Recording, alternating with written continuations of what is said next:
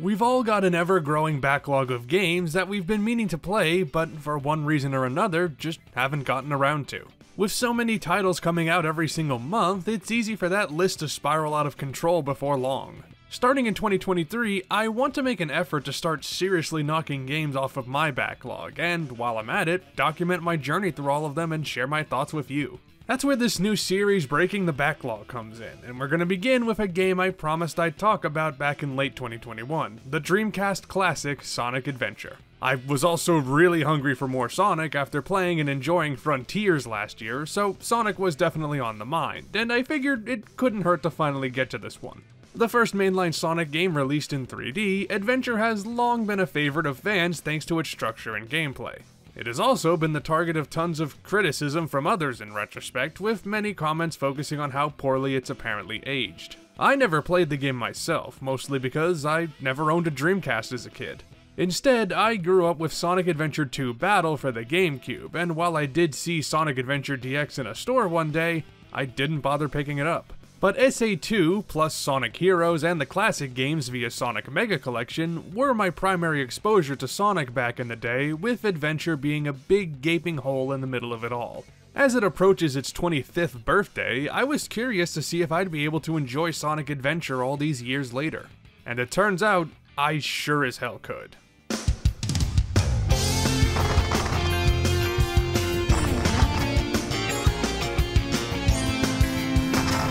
First off, I should mention that I played this via the Steam release of Sonic Adventure DX with mods courtesy of the SADX mod installer, a custom installation actively updated by PyKR until last December. These mods provide DX-related bugs fixes and reintroduce the Dreamcast models and lighting to the game, among other changes. Normally, I like to be as authentic as I can when reviewing a game, so I installed these mods so that A, I can review something as close to the original release as possible without shelling out for a Dreamcast and copy of the game, and B, I can avoid any issues that DX introduced. With that out of the way, the first things I want to comment on are the controls, which are mostly pretty responsive.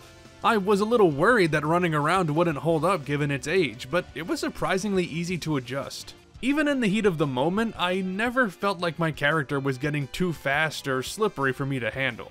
Maybe the physics are a little loose at high speed, especially when you're turning, but this wasn't a major obstacle.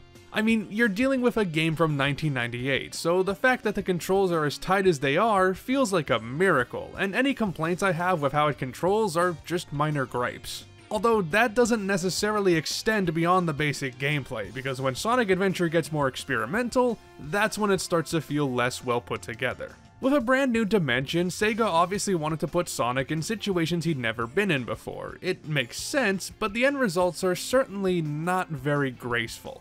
Let's take running on the walls in Lost World for example. The shift in gravity doesn't mess with your perspective too much, but it's staying on the platforms that just doesn't feel solid anymore. Other times, your problem is dealing with the camera, which is certainly not the worst early 3D camera I've seen, but it's still far from perfect. I can't say it ever made me lose a life or anything, but it's certainly stiffer than you'd like. On the other hand, most of the game's boss fights are a complete joke. The most challenging fights in the game never really soar above medium difficulty, either because it isn't immediately obvious how to deal with them like Chaos 6, or because the arena is more dangerous like the Egg Viper. But some of these aren't even that hard, they're just incredibly annoying. Chaos 4 is a prime example. Fighting on the water that can swallow you up makes it hard to focus on attacking and navigating the landscape at the same time. And the rest? Incredibly easy to just knock them dead in no time flat. I mean, poor Knuckles here never stood a chance. Oh no! There's more stuff that's either frustrating or doesn't give you enough confidence that it'll work right, but it should be said that these issues don't permeate the entire gameplay. The foundation is still sturdy enough that the game doesn't throw you for a loop too often, and even when it doesn't take you too long to figure it out. The developers tried to do a lot with Sonic Adventure, and for the most part, I think that effort paid off despite a few hiccups. Perhaps it's hard to accurately judge this game without the context of playing it back in the 90s, and again, I never grew up with this game, so I suppose you'll have to take all of this with a grain of salt. But one problem with many older games that I'm glad Sonic Adventure mostly avoids is showing you where to go next. Thanks to either a context-providing cutscene or some dialogue, you usually have a good indication of where your next objective is, which is great because this game adds a hub world for the first time in a Sonic game. I mean, aside from Sonic Jam and, I don't know, maybe some other title that I'm sure you'll tell me about.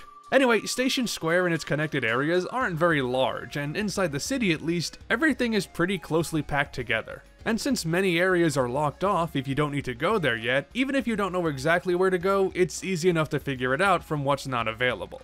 Outside of Station Square though, it's a little less manageable. I really didn't like traveling through the Mystic Ruins, not only because it's a bit too big, but also because the jungle area is just a bit too confusing to navigate. The egg carrier is a bit better, but I couldn't exactly get the layout of this place down by the end of the game, even with how often you have to go through it. When it comes to 3D Sonic games, I'm more used to when they go from level to level, but for what it's worth, this hub world isn't too bad, for the most part anyway. Oh, and I should probably bring up the Chao Garden now because I don't know when else to do so. I probably don't need to explain what the Chao Garden is, but a very brief intro in case you're not aware, it's a place where you can raise up these Chao with animals you find in the game's levels. I was originally planning to raise 2 Chao for this video, one that I'd give proper attention and raise right, and one that I'd raise incredibly poorly, and then see how well they performed in the Chao races. Long story short, I gave up on this very quickly because I remembered just how little I care about the Chao Garden. Even in the sequel, I never spent a lot of time here, and I especially feel less inclined to do this stuff now. I don't really like life sim games all that much really, and nothing about raising Chao appeals to me. This is just a personal opinion, of course. If you want a full analysis of this part of the game, I'm not the man for you. I'm more interested in talking about the game's levels, or action stages as they're called. There are 11 of these stages, and every character goes through a different combination in their respective stories. Because everyone you control has a different gameplay style, the designs of these levels and what you can access are going to differ each time you enter. Some of them are fun no matter who you're playing as, like Speed Highway with its namesake high velocity and urban design, Red Mountain with its hazardous lava and cliff sides, and Windy Valley with its tight yet expansive design. Others are annoying because of their construction. I don't care for how Twinkle Park and Ice Cap are laid out, and levels like Lost World and especially Skydeck are very frustrating to navigate. The thing is though, because every character plays a bit differently, it isn't so much the stages that cause problems, but rather the type of gameplay you have to sit through. You've got 6 storylines to go through in Sonic Adventure, each one centering around a different character and their own, adventure. I do really like this structure. Instead of switching up the gameplay styles constantly, you're more or less sticking with one for an entire storyline, with maybe 1 or 2 detours every so often, like racing in Twinkle Park or shmupping in Tails' plane up to the egg carrier. It keeps each adventure consistent, which is something that future 3D Sonic games have a hard time nailing down. But let's look at these characters individually and see how they and their stories stack up. Sonic's gameplay is very simple, just get to the end of the level and you win. His levels are built around speed and maintaining momentum with longer stretches of terrain throughout, and I think they're designed pretty well. Even all these years later, I still got a big thrill out of this gameplay. It's fast but easy to control, and I can see how it'd be really fun to blaze through these levels if you learn them. Being the main character, Sonic obviously sees most of the overall story, chasing his longtime nemesis Dr. Eggman and finding the Chaos Emeralds as usual. Straightforward stuff, but it's done well enough, I suppose, and since it's the first story you play, you get to see the initial hooks for the others as well. Tails' adventure is also about getting to the end of the stages, but this time, you have to beat your opponent to the goal, taking advantage of your ability to fly to find shortcuts and get across gaps. His gameplay is also enjoyable. While he isn't as fast on the ground as Sonic, he more than makes up for it with his flight capabilities. Tails goes through many of the same set pieces as Sonic does, so the story is mostly identical, but through his perspective, it's more about finding courage and confidence, a nice little twist. I also love that Eggman seems more violent and intimidating here, which makes sense since the story is from Tails' POV, and he is, after all, still just a kid. Knuckles trades in pure speed for treasure hunting, as you need to find 3 pieces of the Master Emerald hidden among the stages. I'm more used to how this works in SA2, where I found it dull and frustrating, and I have to say, it's super refreshing having both a better radar and levels that aren't so expansive. The biggest problem for me was the camera, which I had a lot of trouble with, especially in Red Mountain, until I realized later that you can rotate it at will. This isn't a great camera overall, but that part's on me. Anyway, Knuckles' story is more tied to the overarching narrative since he's guarding the Master Emerald, said to contain the energy of the monster Chaos. I kinda wish we saw more of Knuckles' perspective as a descendant of the Echidna tribe we see in all these flashbacks, although we'll talk more about those in a bit. Amy Rose has the shortest campaign by far, only having to go through 3 levels and reach the end while avoiding this robot Zero that's chasing her. It's a good thing that Zero's pretty slow though, because Amy certainly doesn't pick up the pace like Sonic. I don't mind Amy's lack of speed intrinsically, it's more her poor acceleration and how quickly she can lose momentum that sucks. She stops on a dime when she attacks with her hammer unless you're running at full speed, and while it feels fine, she's otherwise very bothersome to play as because she pumps the brakes too often. Her story is all about finding a bird and returning him to his family, which she ends up doing, so hooray! Big the Cat features some high speed and intense action, and by that, of course I mean fishing. Okay, so everyone complains about Big's gameplay, and look, I actually enjoy fishing games for the most part, but my god, it's so boring and irritating here. The camera is such a pain, giving you a terrible view of what's around your hook, and trying to get your catch to stay on the line is very annoying thanks to how sensitive the line tension is. If this was a completely optional bit of side content, I wouldn't care, but it's far more of a nuisance because the finale is locked behind this part, so, you know, ugh. As for the story, it's all about Big finding his runaway friend Froggy, and, well, that's it. Finally, we come to E-102 Gamma, who can destroy targets and enemies while moving with his laser targeting weapons. You have a set amount of time to beat these levels, which can be increased by shooting things, and thanks to Gamma's actually kinda high speed, it's actually pretty fun to get through his sections. That's augmented by his story as a loyal minion of Eggman, who begins to question his orders, and then frees his brother robots from their same fate. By destroying them, of course, but in any case, I was surprised by how much I liked Gamma's story. Partially because he's a side character, but also because Sonic Adventure's presentation is rough, to say the least. That's to be expected from any old game, though, and to be fair, not everything about this one looks bad nowadays. I actually think the Dreamcast models look alright. They've aged for sure, but I don't know, there's a kind of charm in their simplicity. But man, the animations and cutscenes are pretty horrendous. Not so much in the gameplay, I actually think those animations hold up well enough, but when the characters are talking to each other, everything from the lip sync to the body movements just looks awful.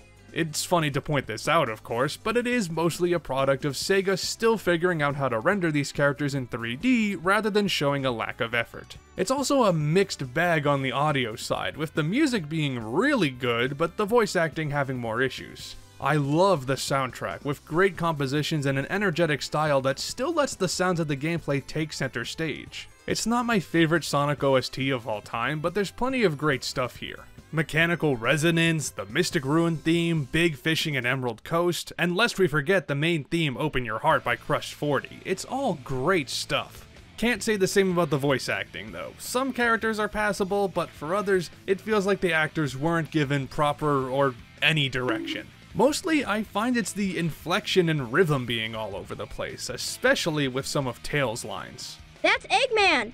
I wonder what happened to Sonic. Well, these issues aside, I still enjoyed the story overall, even if the main narrative feels a little underbaked. See, there's this spirit orb thing that contains the soul of Tikal, who, in addition to being your guide and tutorial, appears to all of the important characters, and Big, to show them the story of Chaos's origin and the fate of her tribe of Echidnas. It's a tragic tale of the tribe being too focused on war and the power of the Master Emerald to understand its importance to Chaos and the race of Chao, and how the Chaos Emeralds will bring about great destruction if Chaos gets them all. That's why Eggman's been collecting them and feeding them to Chaos, although that's not always the most important conflict depending on which storyline you're in. It all culminates in the destruction of Station Square and the final showdown with Perfect Chaos, which is awesome and has a suitably epic scale for the last fight, but I wish this whole storyline was given more attention on the whole. I actually do like it when Sonic goes a little deeper with its plots if it's done right, and they had something here with Sonic Adventure, but it didn't go far enough in my opinion. Like, yeah, the story of Tikal and the Echidna tribe and how Chaos became a hostile force is intriguing, yet it's just not integrated that well into the narrative. The characters barely comment on what Tikal shows them, making me wonder why she even keeps trying. I guess these sections are more for the player since you get it piecemeal throughout each character's adventure, but I don't feel like it tied everything perfectly together in the end. But even with all the speed bumps and questionable design, I still really enjoyed Sonic Adventure. While I understand some of the sentiment that it's aged far too poorly and that the game isn't very fun anymore, I found a lot to love in its core gameplay.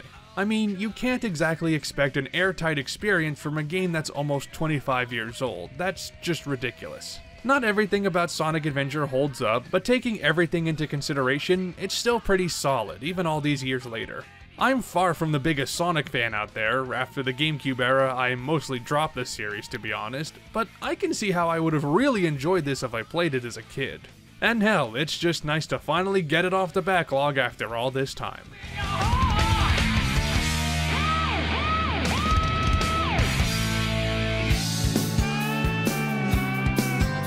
Hey, thanks for watching. Make sure you hit that subscribe button to see more videos, and if you enjoyed this one, let me know with a like and a comment down below.